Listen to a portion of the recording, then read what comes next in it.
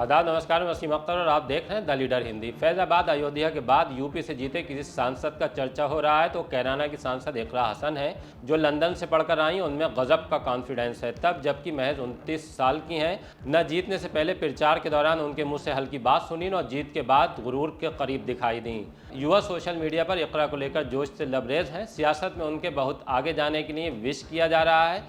इकरा हसन की तरह ही सोफिया फिरदौस भी बहुत ज़्यादा पढ़ी लिखी हैं, लेकिन उनका चर्चा कम है, तब जबकि उनकी जीत की बात करें तो बहुत ज़्यादा बड़ी है। वो ओडिशा में पहली मुस्लिम विधायक हैं। उम्र में बस इकरा से 3 साल बड़ी हैं।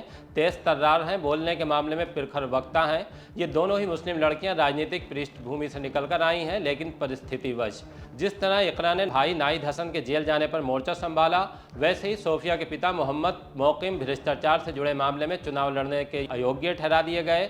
वो जिस कटक सीट से विधायक रहे, वहीं से उनकी बेटी सोफिया फिरदौस जीत कर आई हैं। दोनों ही की जीत में खास बात यह है कि उन पर महज मुस्लिम वोटरों ने नहीं, सर्व समाज ने विश्वास जताया। इकरा हसन और सोफिया फिरदौस की राजनीति का बेस मुस्लिम नहीं है। यही वजह है कि दोनों के खिलाफ भाजपा को मात खानी पड़ी।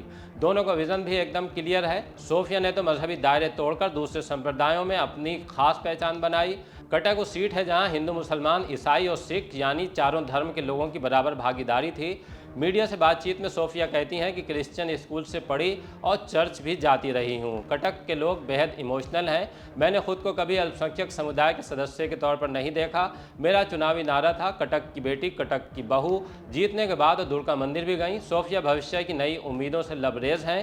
कहती हैं कि उड़ीसा विधानसभा चुनाव में हम लोग 14 सीट जीतने में कामयाब रहे। 15 सीटों पर दूसरे नंबर पर रहे हैं, जिन पर जीत का अंतर महज 800 से 11 वोट के बीच है।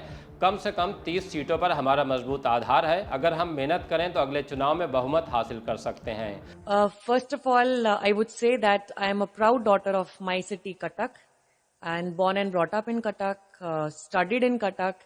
Also, I'm doing my business also in Cuttack. So, the people of Cuttack have trusted their daughter, and they have voted for me.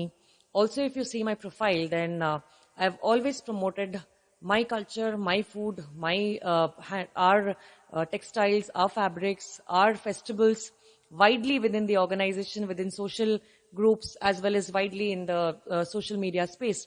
As a proud Odia, I would say that it's my privilege to be speaking to you right now. And as a proud Katkiya, proud Odia and an Indian, coincidentally, yes, I am a Muslim and it's the first Muslim, so history, it is...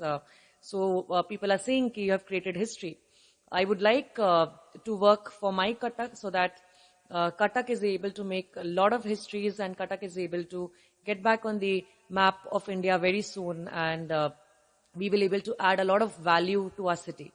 As a lady, a lot of women have been able to be very vocal with me, have expressed the opinions to me. Like few people also told me in a very kidding way, like we need a female club as well where we can sit, we can exchange ideas, and we can interact with a lot of people. Similarly, if you spoke about safety and security, they need more camera system, they need more security of women.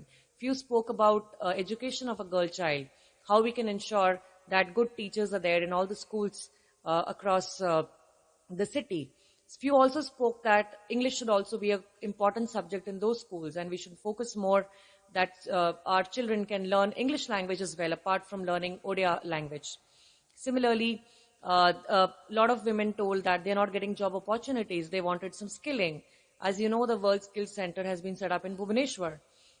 With the help of other female in the assembly, with the help of all the legislatures who will be there in the assembly, we will ensure to pass rules and frame laws which can be very beneficial for women empowerment in totality, which will focus on education of women, which will focus on skilling of girl child, skilling of the youth, so that they can get good job opportunities. Also will attract a lot of companies to Cuttack and other places where there are ample of space available, so that the youth can get employment there. खैर, तब तक क्या होगा, देश की राजनीति किस ठौर ठहरेगी, उससे पहले मुस्लिम राजनीति के नज़रिए से इकरा हसन और सोफिया फिरदौस की जीत उम्मीदें जगाती है। भाजपा के वर्चस्व वाली राजनीति में स्टैंड करने के लिए एक नया रास्ता इन दोनों ऊर्जावान लड़कियों ने तैयार कर लिया है। हमारे वीडियो अगर आपको पसंद आ रहे हैं तो हमारा हौसला बढ़ाएं। हमारे चैनल को सब्सक्राइब नहीं किया है तो हमारी गुजारिश है कि ज़रूर कर लें।